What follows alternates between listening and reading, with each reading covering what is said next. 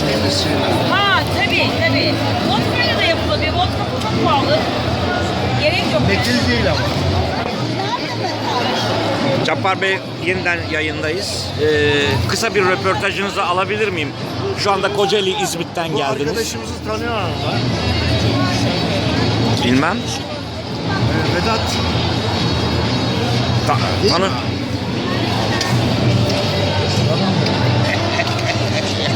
Tanıyacak mı tanımayacak mı dedim ama. Ben bunu hatıra olarak çekiyorum. Teşekkür ederim. Ama 2 kilo hakkım var. 2 kilo hakkım